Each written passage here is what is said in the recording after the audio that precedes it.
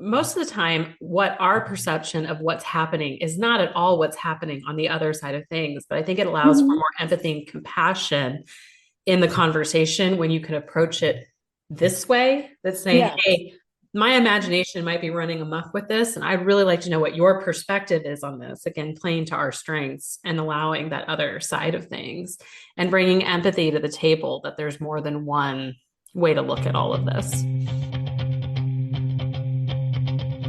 Welcome to Purposeful Podcasting. I'm Wendy. And I'm Crystal. This podcast is meant to share how we and other entrepreneurs bring together purpose and passion to leverage profit in our businesses. We are shining a light on adventure-loving, purpose-driven, action-minded, authentic, and rebellious entrepreneurs. Just like us. So join us as we talk about business and life and everything in between.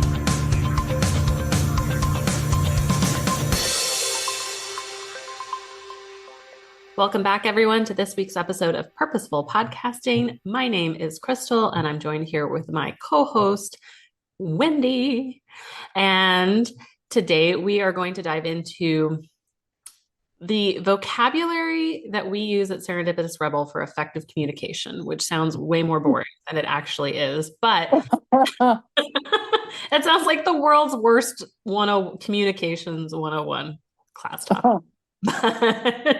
Well, but it's so interesting because this started as a conversation really about personal growth.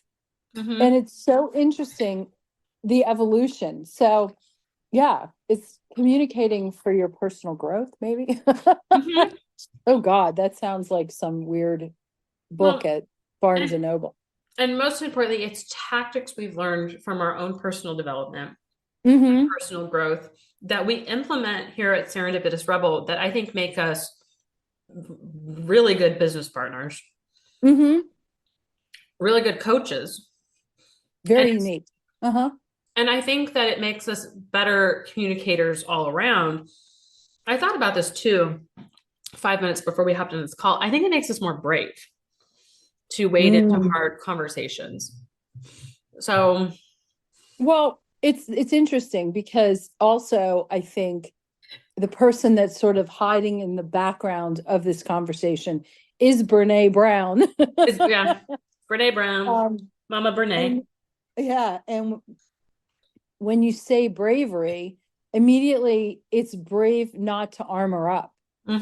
Just to throw, and but and I think that we have the ability to really lean into our strengths, which we share a number of strengths, but especially curiosity and perspective, which are huge in terms of understanding our own growth and our own ability to communicate internally as well as externally.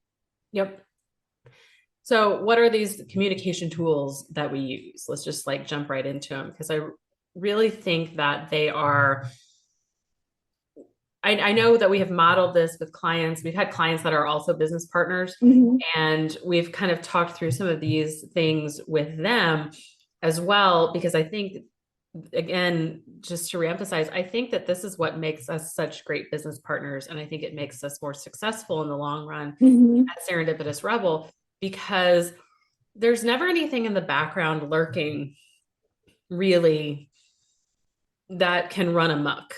Things come very quickly to the forefront if there's ever concerns or questions or things that happen. And it's not because of anything necessarily wrongdoing by one or the other, but a natural thing in all relationships, whether it's client, coach, business partners, marriages, friends, whatever, are that there are the potential for conflicts or misunderstandings to arise, mostly because we tend to let our own little minds run away with it.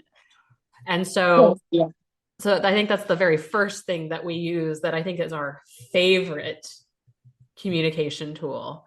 And this is from Brene Brown, that she uses, I think, in Dare to Lead is what keeps coming to mind. It's the book that she uses this with. And that is my shitty first draft. Yes. So what is the shitty first draft? So a shitty first draft is, what is it that immediately pops into your mind in reaction to someone else? Mhm. You know, it's like my husband comes in from work and he grunts. Immediately I jump to, oh my God, he's mad at me. What did I do wrong? Or some bullshit like that. When in actuality, he got stuck at a light or got stuck in traffic or somebody pissed him off at work. It's nothing to do with me. But, and then instead of saying, shitty first draft, honey, why are you mad at me? I internalize it. I harbor it. And that is where, and then it just builds. And then there's the micro trauma that goes with that ultimately leads to a huge blow up, where instead of just saying shitty first draft, and I leave the shitty part off when I do this with the kids, but you know, the kids, I'll be like, you don't appreciate me now. And that may actually be true, but, or something like that. But it also definitely works with, we'll leave, Voxers are pretty good at being able to tell someone's tone, but it's like, oh, did I do something wrong? And then it's saying, oh, did I do something? You know, it's those sorts of moments. And I think the shitty first drafts are one of the most important tools that we have to communicate and clarify with those that actually are in our square squad. Yay. Yes, another term that we use all the time. And it's really knowing, and it's so important that we invest in relationships that matter. Yep. That matter. And whether that's professionally, personally, whatever it is. You know, yes, sometimes you have to deal with relatives you don't want to deal with. Yeah. But other than those times, you know, it's investing in relationships and having them in a square squad are the people who you can literally fit on a post-it, a small post-it that matter. You want that, you actually want to hear their opinion. You want their feedback, all of these important, and you trust them. Yeah. Those are, you know, so incredibly important. And, you know, I think that when we think about the tactics that we use, I also think there's like an overarching understanding that we have a purpose. We set goals. We achieve and celebrate milestones. And we articulate what that is in each of those instances. It's not some hidden thing.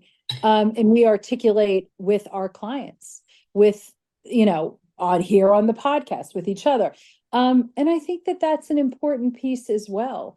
We're pretty clear about what our priorities are. Yep. Yeah. And so when it comes to getting those goals and maintaining those goals, being able to talk openly with each other using some of these things, I think has been so vital to our success. And I think, you know, we've used it with clients that maybe miss a payment, or clients that, I love the Voxer. So we do a lot of our coaching via Voxer, and you just use the Voxer example where we said sometimes tone or intonation can be misinterpreted via text message.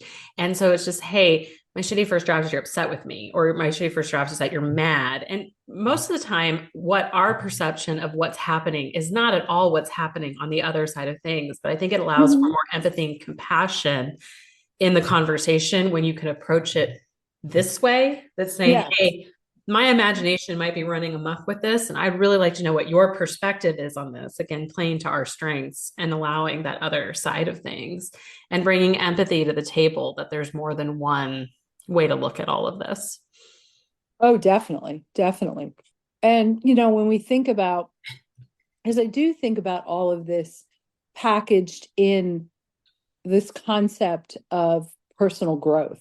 And, you know, what is that? The ability to enhance our lives, the ability to achieve our goals. And it wouldn't be a podcast if this didn't come up, but I really think our ability also to use Savor as a framework also gives us a language that is, well, it's very helpful in understanding, where we are, where we're going, kind of what do we need to be doing, Mhm. I think about the importance of, we talk a lot about comfort zones, being in your comfort zone, being out of your comfort zone, Mhm. pushing things of that nature, you know, whether it's celebration or connection, all of these different components, I think really are so important. And we're fortunate that we use this, that we kind of Mhm. live, eat, and breathe this sometimes.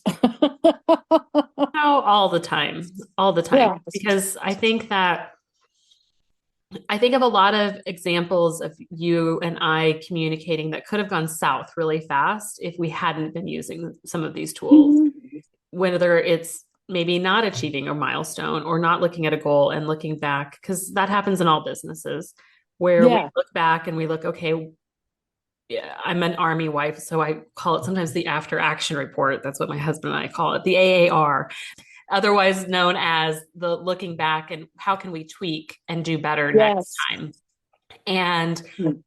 I think that in an unhealthy partnership, there could be a lot of self-deprecating or defensiveness or blame. And that never happens with you and I, because I think right away on the table goes out, my shitty first draft is, or the story I'm telling myself is, and I'm going to use me as an example. I dropped the ball. I didn't do this piece as well. I didn't like this. And being able to have those open and honest conversations between you and I, though sometimes really vulnerable and really kind of bleh feeling, Sure. allows us to realize that sometimes it's not as bad as we made it out in our head. You're doing better than you think you are. And that's that whole savor piece sometimes of it. Mhm. But also, it also allows for open and honest feedback on how we can do better so that we can be better in the future. So when you say that, what immediately comes to mind, two things. Again, is the need to always be building your curiosity muscle. Yeah. I think that's so important. And also, well, actually, maybe it's three things.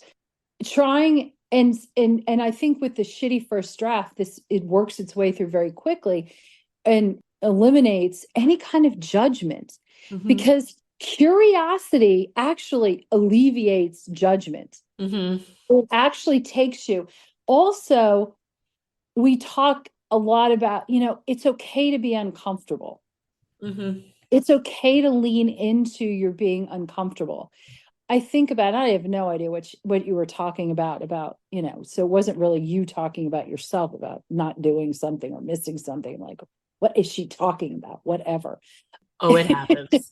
It happens. But you know what? But the first thing I also think about, well, if it does, the first thing I think about is, was it something that really needed to be done?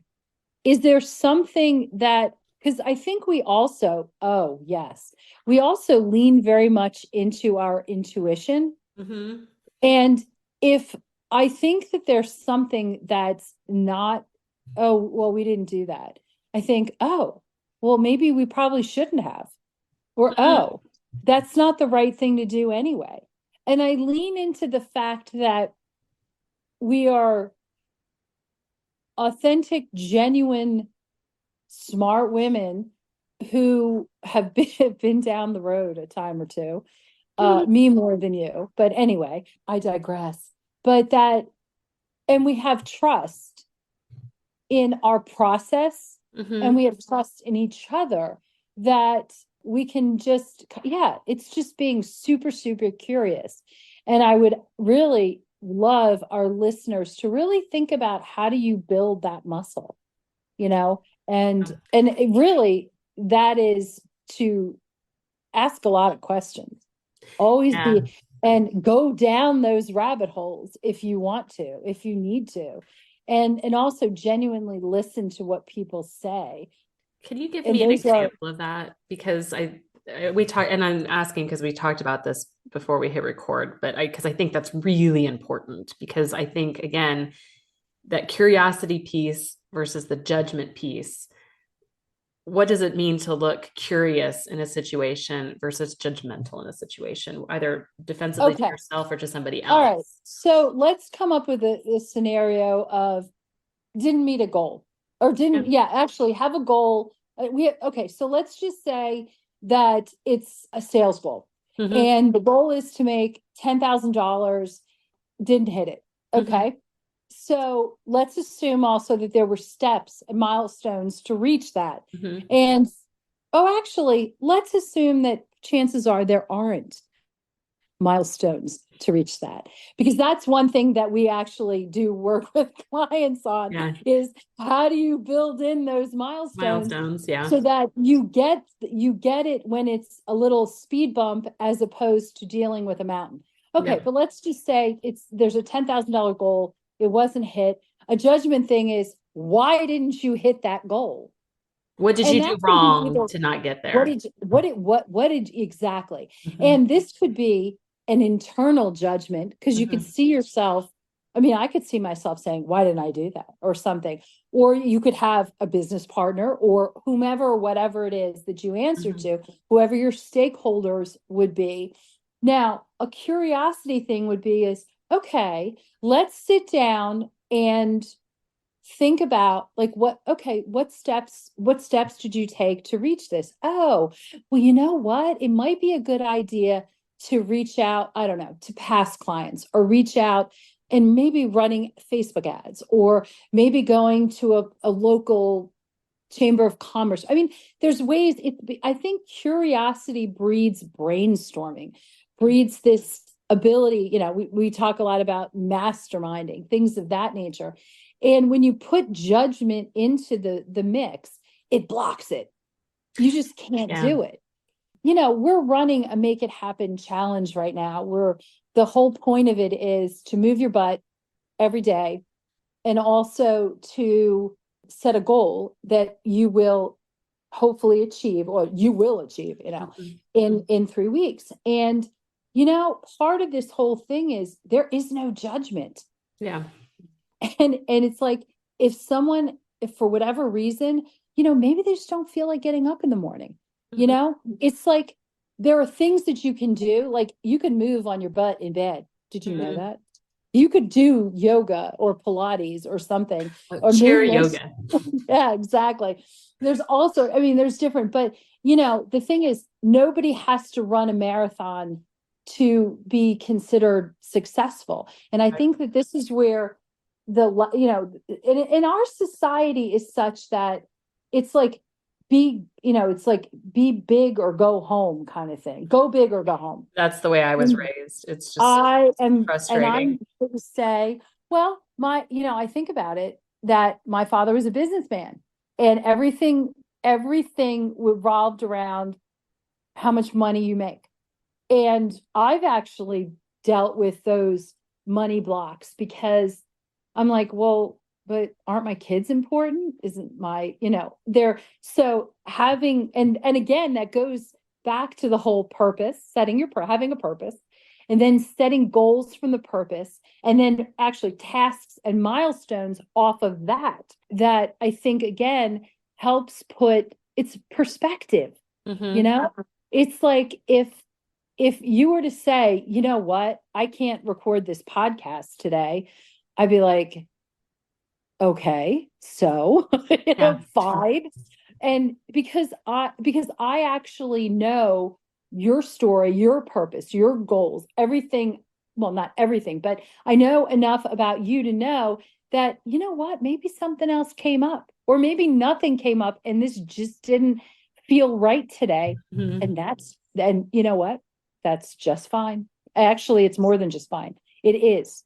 It just is. And that's the beautiful thing about maintaining positive communication from the beginning of our partnership to now, is that you build such trust along the way when you have such open communication about things. Yes. That when those things do come up, there's so much grace and trust that lives there, because, I'll flip the tables and say, if you couldn't record today, or if you couldn't get something done this week, one, I know that you had a really good reason for it, whether it was intuitively it didn't feel correct. There was another priority that came into play that I fully support you running after and not like making this the number one priority. You're Sorry, laughing. I'm laughing because we were supposed to record this earlier today, but my husband thought he left his laptop in his laptop case at a restaurant, and and I had to anyway. So right, there are things that come up. Well, and I had to leave to go pick up my kid from school. Like exactly. It is what it is. And the thing is, and what I love is that we have a firm, again, it's like the purpose thing.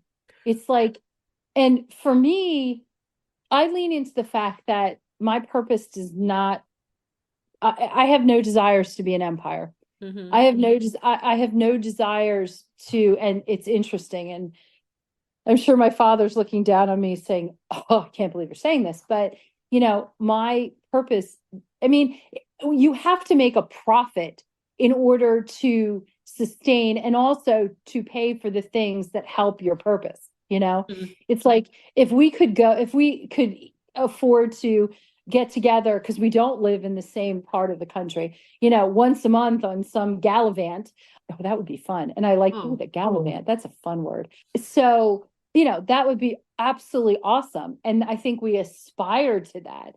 If we have opportunities to do our feel good stuff, our heal the world things, those are what's important. And I know if you ever say to me, I have to do something for your kids, oh, please you don't even have to say that. I mean, it's a given.